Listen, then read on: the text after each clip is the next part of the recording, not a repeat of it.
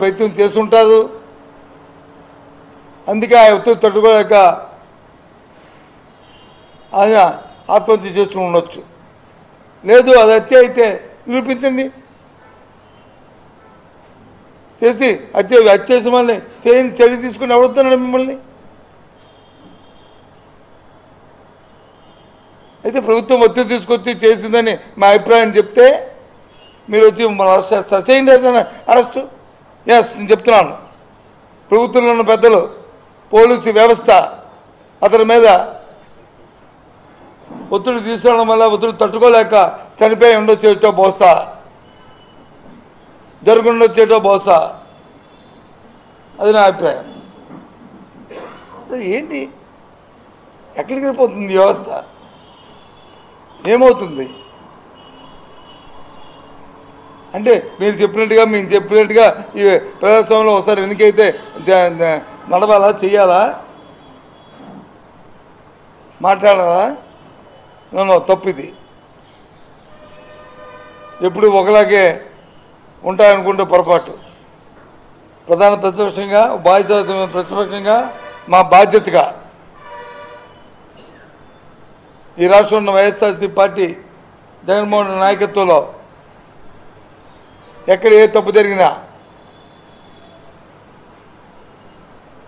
ఎక్కడ ఏం జరిగినా దాని మీద మా అభిప్రాయాన్ని నిస్సంకోచంగా, నిర్మోహమాటంగా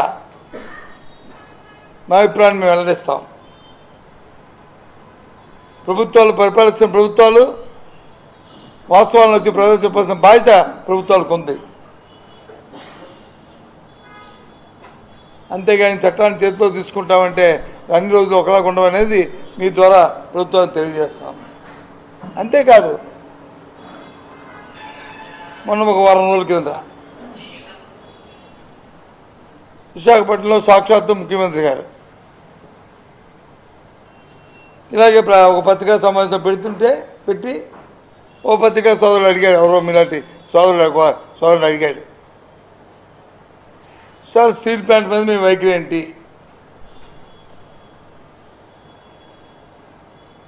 దాన్ని ప్రైవేటైజేషన్ చేస్తానంటున్నారు,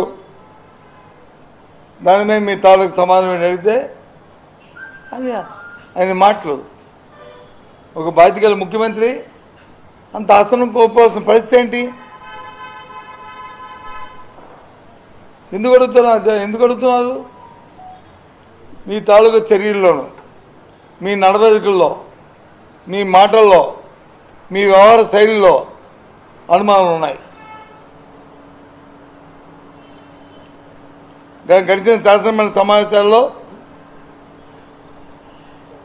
ఆ రోజు ఈ స్టీల్ ప్లాంట్ మీద ఒక తీర్మానాన్ని ప్రవేశపెట్టారు